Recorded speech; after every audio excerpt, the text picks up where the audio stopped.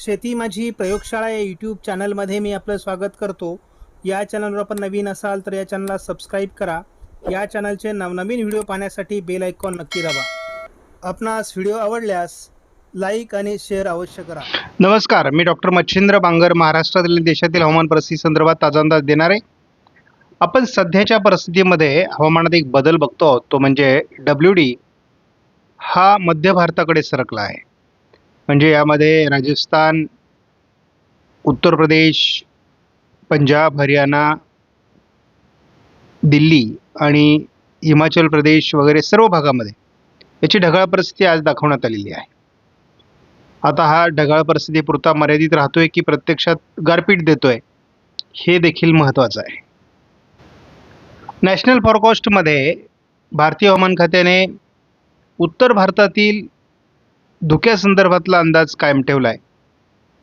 हिमाचल प्रदेश असेल किंवा पंजाब, दिल्ली असेल, या भागात देखील, त्याचबरोबर पूर्व भारतात देखील धुक्याचं प्रमाण राहणार आहे. मात्र थंडीची लाट ही थोडी दक्षिणेला सरकली आहे. त्यामुळे संपूर्ण कर्नाटक, तेलंगणा, छत्तीसगड आणि ओरिसा या राज्यात थंडीची लाट सरकली आहे. महाराष्ट्रात थंडी कमी होईल असा अंदाज जरी भारतीय हवामान खात्याने दिला असला तरी उद्या देखील महाराष्ट्रात थंडीची नोंद होईल. भारतीय हवामान खात्याच्या अंदाजानुसार 14 तारखेला थंडीच्या लाटेचा प्रभाव हा भारतात कमी होण्याची शक्यता आहे.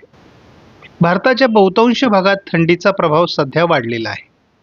त्यामुळे आपण बघतो की बहुतांश राज्य, दक्षिणेकडील काही राज्य सोडले तर थंडीचा प्रभाव दाखवण्यात आला आहे. या ठिकाणी आपण बघतो की महाराष्ट्रासहित मुख्य थंडीची लाट ही कर्नाटक आणि तेलंगणामध्ये सरकली आहे. महाराष्ट्रात देखील थंडीची लाट कायम आहे. आपण सध्या 13 तारखेचा अंदाज जर बघितला तर या ठिकाणी मध्य भारतावर महाराष्ट्रासहित JFSने थंडीची लाट दाखवली आहे आणि ही थंडीची लाट पुढे देखील कायम राहण्याचा अंदाज आहे जवळपास 16 तारखेपर्यंत. 17 पासून थंडी कमी होण्याची शक्यता आहे. तरी देखील विदर्भाच्या काही भागात थंडी राहील, परंतु साधारण 17 ते 22 या दरम्यान सौम्य थंडीचा अंदाज महाराष्ट्रामध्ये आहे. आता आपण बघतो WDचा प्रभाव उत्तर भारतामध्ये आहे. आता एक हलकं कमी दाबाचं क्षेत्र दक्षिण भारतात असेल, उत्तर भारतात एक WD असणार आहे. त्यामुळे हे वातावरण तयार होणार आहे, परंतु यामध्ये काही विशेष बदल नाही आहे. हवामान अंदाजाचं आकलन व्हावं एवढा केवळ हेतू आहे. सध्या काही फारसं पावसाळी वातावरण नाही आहे, केवळ थंडीचं वातावरण आहे. त्यामुळे फार सखोल अंदाज आपण बघत नाही आहेत. उत्तर भारतामध्ये साधारण 27 तारखेपर्यंत हलका ते मध्यम WDचा प्रभाव राहणार आहे.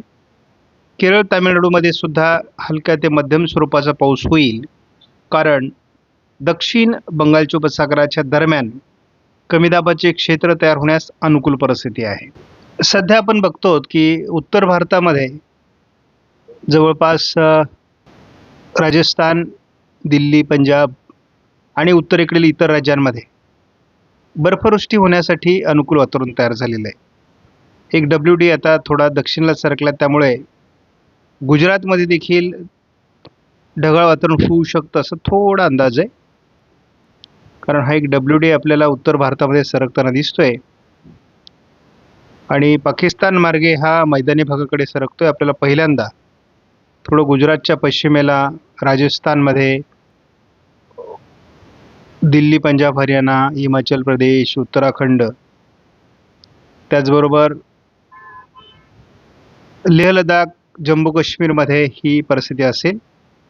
ही ढगाळ परिस्थिती बऱ्याच अंशाने मध्य भारतापर्यंत सरकू शकते, परंतु तिचा तसा फारसा काही परिणाम होणार नाही.